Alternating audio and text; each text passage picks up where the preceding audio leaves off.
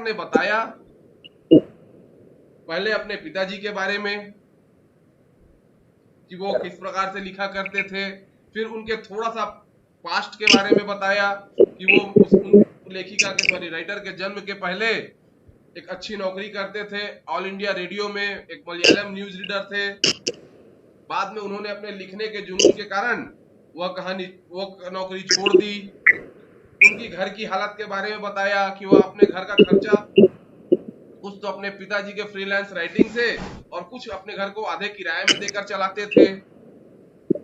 फिर उन्होंने बताया कि कैसे उनके माताजी का और उनका विवाह हुआ, how they got married, first they become pen pals, वह पहले पेन पॉल बने, then they got married. Although the writer's mother was not a Brahmin, but they take a leap of faith and done this। उन्होंने एक बड़ा कदम उठाया और अंतरजातीय विवाह कर लिया। उसके बाद वो बताती है कि लड़की हमारी जो लेखिका है, राइटर है, उनमें भी लिखने की का बड़ा जुनून था। वो भी रात रात को जाके अटारी में जाके एटिक में जाके एक इंडलेस स्टोरीज लिखने का प्रयास करती थी। फिर उन्होंने अपने एजुकेशन के बारे में बताया कि वह हॉली एंजल कॉन्वेंट स्कूल चेन्नई के में पढ़ती थी। उसके बाद बताया कि वो बड़ा महंगा स्कूल था। इससे भी उनके आर्थिक स्थिति के बारे में पता चला कि जो उनके पिताजी बड़ी मुश्किल से वहन कर पाते थे, लेकिन उसके पिताजी चाहते थे कि वह अंग्रेजी सीखे। क्यों सीखे चाहते थे वो अंग्रेजी? क्योंकि आगे में जो वो सब इंग्लिश में ही एंटाइटलमेंट आपको यह आने वाली दुनिया में पात्रता प्रदान करेगा। यही आपको दुनिया से लड़ने के लिए, उनके साथ खड़े होने के लिए, टिके रहने के लिए आपके लिए मददगार होगा। तो यह सारी बातें हमने कल तक के सेशन में जानी। Now we will start the second session of the daddy script. What is happening now? अब क्या हो रहा है? Then one day I heard my parents whisper excitedly of a lucrative offer that had come to daddy for a Telugu film.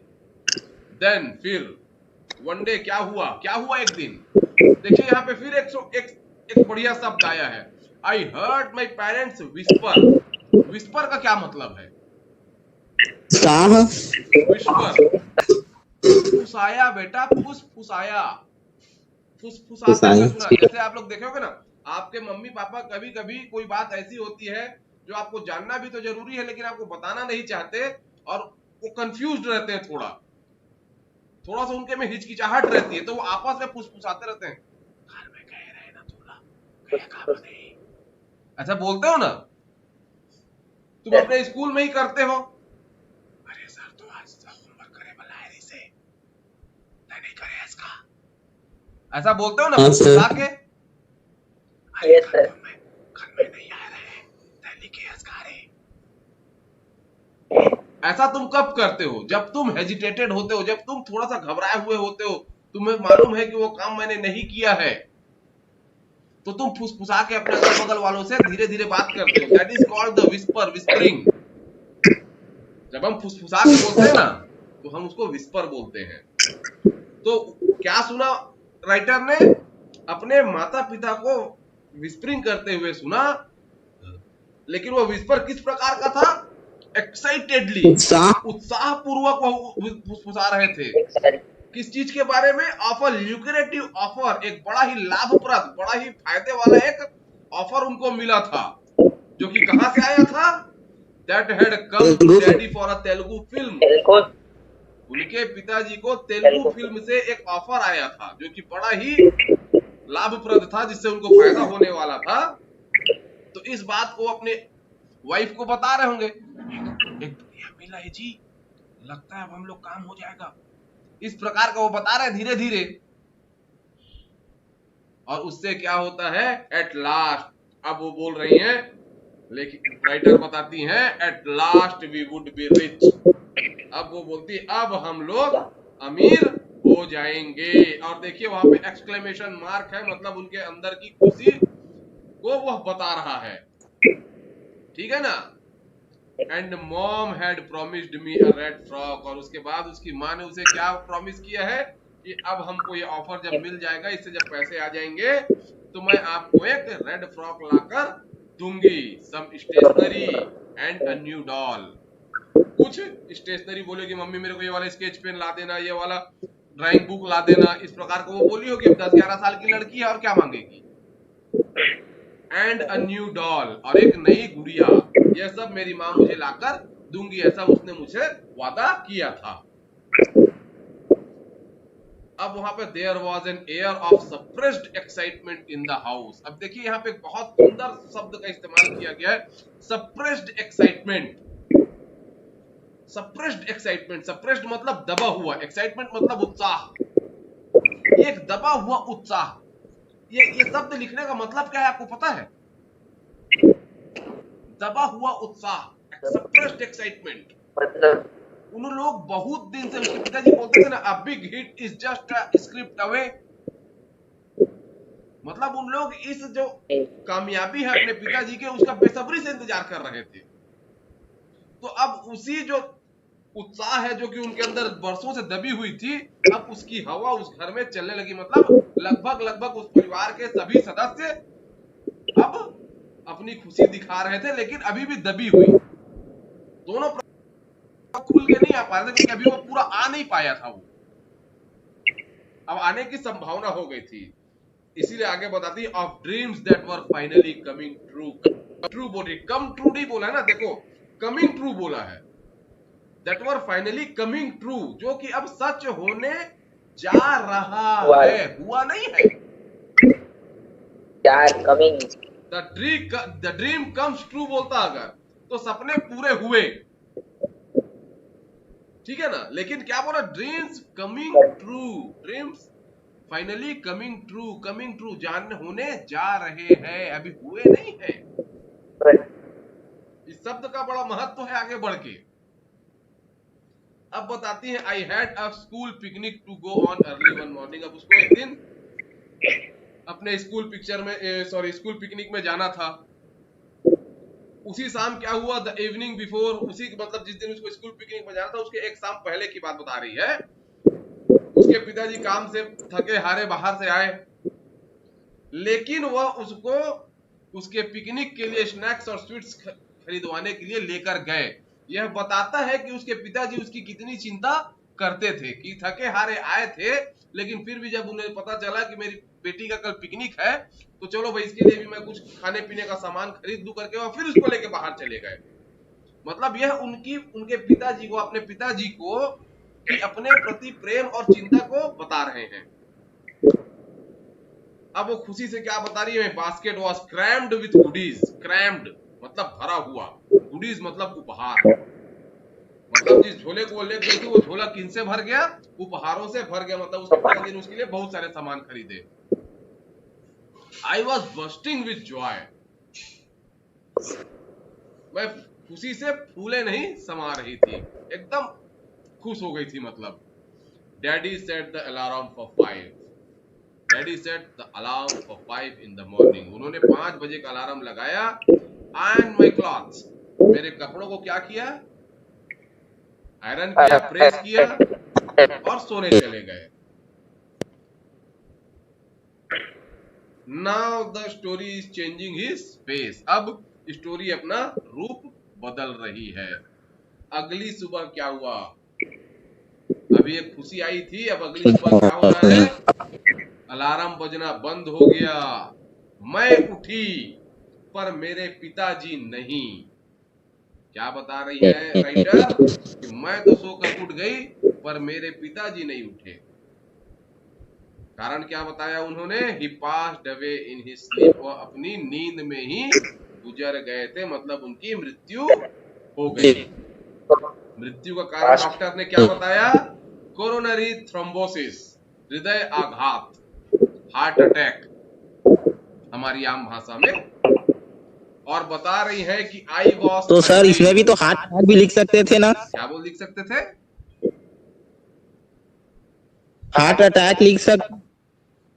अब doctor बोलेगा तो doctor तो अपनी भाषा में बोलेगा बेटा, जी सर। डॉक्टर ने अपनी भाषा बताई, आप अपनी भाषा में समझ लीजिए। डॉक्टर ये यहाँ पे वही बताया कि डॉक्टर की भाषा बताई गई है। राइटर ने ये प्रयास किया कि डॉक्टर की भाषा आपको बताई है, हमने क्या समझा वो हम समझ सकते हैं। कोरोनरी थ्रोम्बोसिस मतलब एक प्रकार का हार्ट अटैक है, वो एक प्रकार का हार्ट अटैक है। वो एक्चुअली हार्ट अटैक है कि नहीं है ये नहीं कह सकते आप, लेकिन हमारी जानकारी के लिए वो हार्ट अटैक है।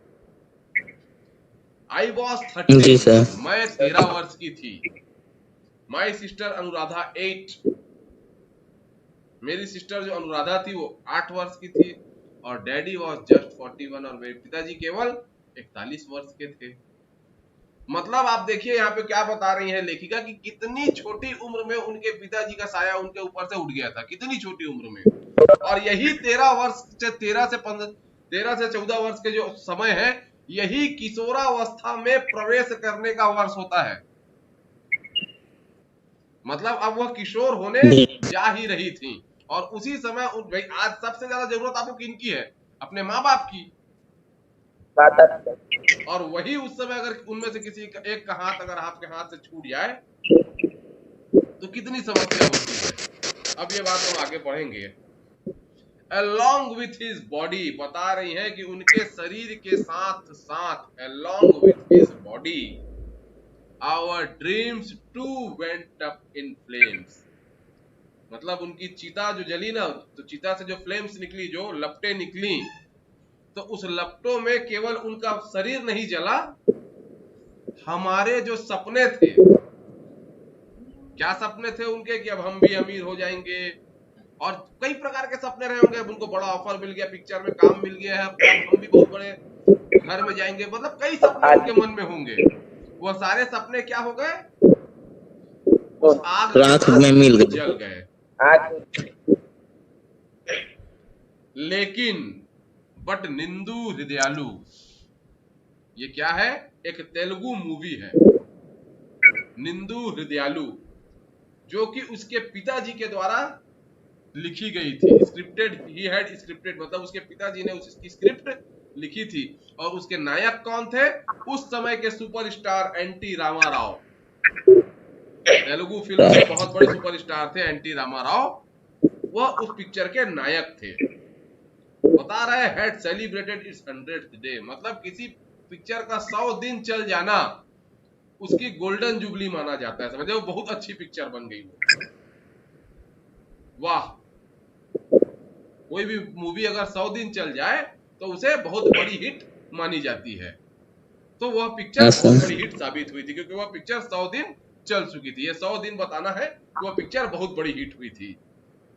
The producer sent some additional money to my mother for the Hindi distribution rights of the film। उस पिक्चर के जो निर्माता थे, जो प्रोड्यूसर थे, उन्होंने मेरे माताजी को कुछ एक्स्ट्रा मनी भेजी थी।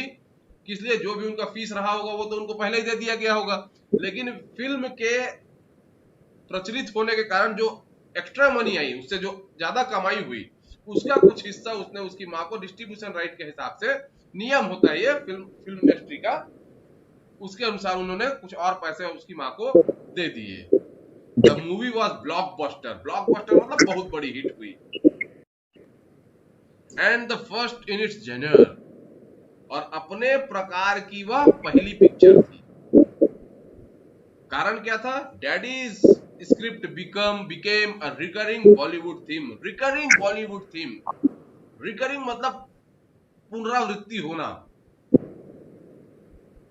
तो डैडी की जो स्क्रिप्ट थी वो बॉलीवुड में इतनी फेमस हुई कि अब हर कोई इस थीम को अपनाने लगा था। मतलब उस थीम की पुनरावृत्ति होने लगी थी। और थीम क्या था? 3 ब्रदर्स सेपरेटेड इन चाइल्डहुड। 3 भाई जो बचपन में बिछड़ जाते, जवानी में मिलते और अपने माता पिता के दुखों का बदला लेते। ये उस पिक्चर की थीम थी। अब इसके बाद क्या होता है? Another Telugu producer had visited us to offer his condolences। Condolences मतलब सांत्वना। जो एक और तेलुगु प्रोड्यूसर थे, वह भी उनके घर उनको सांत्वना देने हुए आए थे।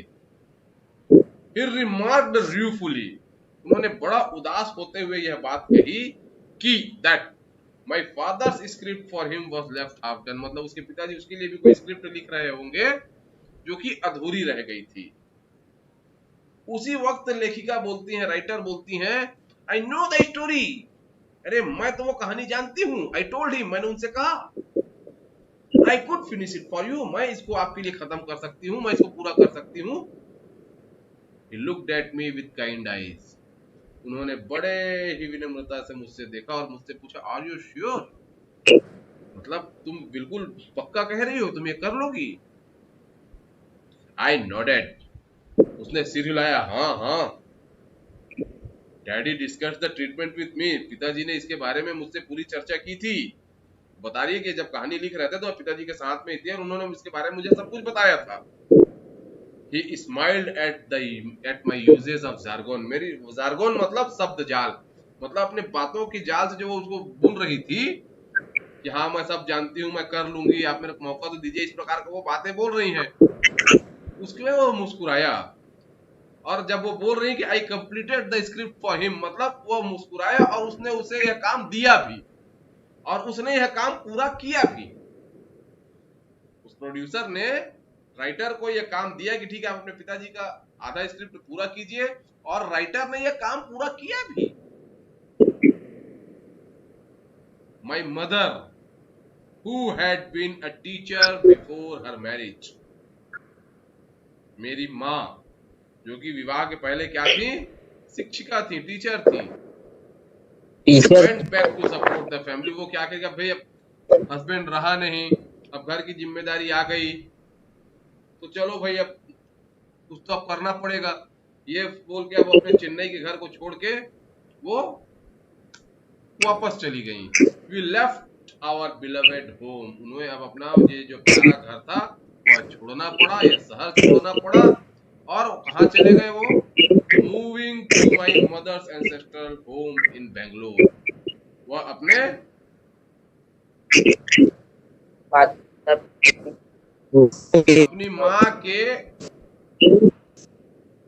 अपनी माँ के जो पुरखौती घर थे, मतलब पूर्वजों का जो उनका घर था, उनके माता पिता का, वहां वह चले गए। Then as the years rolled by, और अब जैसे जैसे जैसे समय बीतता गया, समय आगे बढ़ता गया, life meandered in different directions for Anuradha and me, मेरे अनुराधा के लिए जीवन की जो दिशा दशा थी वह meandered, चक्कर खाती रही, गोल गोल घूमती रही। इसका कहने का मतलब यह है कि अब वह एक निश्चित दिशा को तय कर ही नहीं पा रही थी। पिताजी के रहते तक के सब चीज तय था, लेकिन अब धीरे धीरे धीरे धीरे उनको समझ में नहीं आ रहा था कि क्या करें, लेकिन जीवन आगे बढ़ रहा था, लेकिन गोल गोल चक्कर खा रहा था कि आखिर क्या किया जाए क्या ना किया जाए। But our love for language and the written word stood us in good state, लेकिन क्या बोल रही हैं, हमारा जो भाषा और लेखन के प्रति जो प्रेम था वो एक अच्छे स्थान में ही खड़ा रहा, मतलब उसका प्रेम उनके मन से नहीं निकल पाया। अब हुआ क्या, स्टडीज कंप्लीटेड, पढ़ाई पूरी हुई, Anuradha became marketing professional, Anuradha एक मार्केटिंग प्रोफेशनल बन गई, लेखिका स्वयं, राइटर स्वयं मैथमेटिक्स टीचर, और जल्द ही उनकी खुद की अपने उनका we soon had our own families, का मतलब है उनकी शादी वगैरह हो गई और उनके बच्चे भी हो गए, और अब उनके पास एक खुद का परिवार था और उसकी खुद की जिम्मेदारियां उनके पास आ गई। लेकिन बोलती हैं इवन सो, फिर भी अभी भी daddies unfinished dreams lingered on मतलब लटकना, तो क्या लटका रहा, डैडीज अनफिनिश्ड ड्रीम्स में हम उनके पिताजी की जो अधूरे सपने थे वो आज भी उनके अंदर में लटके रहे, मतलब उनके अंदर वह जिंदा रहे। Both Anuradha and I continue to write, और उन लोगों ने अपने पिताजी के लेगेसी को आगे बढ़ाया और दोनों लिखना जारी रखे। उन लोगों ने लिखने का काम नहीं छोड़ा, वह अपने लिखने की, अपने पिताजी की जो लिखने की आदत थी उसे लगातार आगे बढ़ाते रहे और लिखने का काम करते रहे। I brought out a collection of my poem, बताती हैं कि वह जो है अपने एक कविताओं का संकलन उन्होंने इकट्ठा किया, मतलब उसने बहुत सारी कविताएं लिखी जिन्हें संकलित किया, और उसकी जो छोटी बहन थी उसने छोटी कहानियों और नॉवेल का एक संकलन बनाया। संकलन मतलब क्या होता है, हम छोटे छोटे टुकड़ों में बहुत से कविताएं या बहुत सी कहानियां लिखते हैं, फिर उनको एक जगह इकट्ठा करके किताब बना लेते हैं, तो उसे ही हम कलेक्शन और एंथोलॉजी कहते हैं। शॉर्ट स्टोरीज, अगर स्टोरीज है तो उसको एंथोलॉजी बोलेंगे, और पोएम है तो उसे कलेक्शन बोलेंगे। अब हुआ क्या, 2003 का वक्त है। हाँ सर, नोवेल माने क्या होता है? नॉवेल बेटा, नॉवेल उपन्यास, उपन्यास। उपन्यास हिंदी में नहीं पढ़ा है, कहानी उपन्यास इनमें अंतर जी नहीं सर। पढ़ा है। उपन्यास एक विस्तृत विवरण होता है, कहानियां एक निश्चित दायरे पे होती हैं, सबके अपने अपने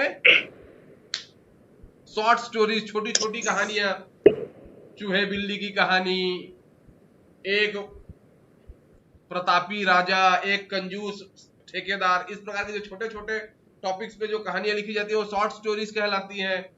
एक किसी बड़े मुद्दे पे काम करके वो नॉवेल बन जाता है।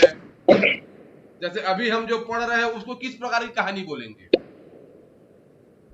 बड़ा है तो ये एक ऑटोबायोग्राफी टाइप की कहानी है। बायोग्राफी, ऑटोबायोग्राफी नहीं, ऑटोबायोग्राफी, खुद द्वारा लिखी गई अपने जीवन की कहानी, ये ऑटोबायोग्राफी है। ये ऑटोबायोग्राफी मतलब अगर आप अपने जीवन की कहानी को खुद लिखते हैं तो वो ऑटोबायोग्राफी हो जाती है, आपकी कहानी, आपके जीवन की कहानी को दूसरा लिखता है तो वो बायोग्राफी हो जाती है। समझ रहे हो? ऐसे लेखन के अलग अलग क्षेत्र होते हैं, समय आने पर मैं आपको बताते भी जाऊंगा।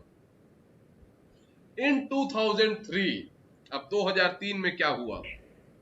2003 में फॉर अ हॉर्सो नेल, एक फॉर अ हॉर्सो नेल नाम की एक शॉर्ट स्टोरीज की लिखी थी लेखिका ने, जो राइटर ने, उसे Commonwealth broadcasting association short story competition का एक बहुत ही उम्दा पुरस्कार प्राप्त हुआ, और जजों ने उनको बताया कि 3700 स्टोरियों में से आपकी कहानी को चुना गया है, और कंपटीशन जो था वो बड़ा ही टफ था।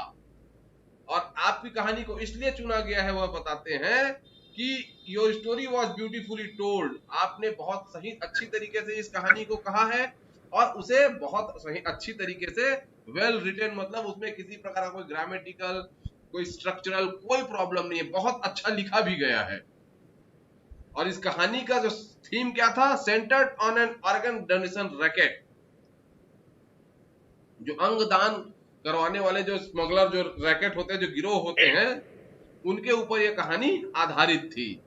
रहने को तो ये एक तमिलनाडु के छोटे से गांव के यूपर लिखी गई थी, परंतु इसे पूरी दुनिया में पढ़ा गया, but red across the world, और ये इतनी पॉपुलर हुई कि यूके मतलब यूनाइटेड किंगडम, लंदन, इंग्लैंड, वहां के एक डॉक्टर ने इसे अपने डिबेट, जब उसने एक डिबेट रखा तो वहां पे इस टॉपिक को उसने उठाया, और उसी साल अनुराधा ने भी अपना जौहर दिखाया, और उसे भी उसकी कहानियों के लिए ऐसा ही एक बड़ा पुरस्कार मिला।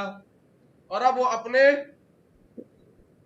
आने वाली पीढ़ी के बारे में बता रही हैं कि आज मेरी बेटी, जो बड़ी बेटी है दर्शना रामदेव, वो क्या है, जर्नलिस्ट है। जर्नलिस्ट मतलब वो भी लिखने का काम ही करती हैं, वो डेक्कन क्रॉनिकल में एक जर्नलिस्ट है, उनका भी काम लिखने का है, और सी ऑलवेज वांटेड टू राइट, और वह भी हमेशा लिखना चाहती थी।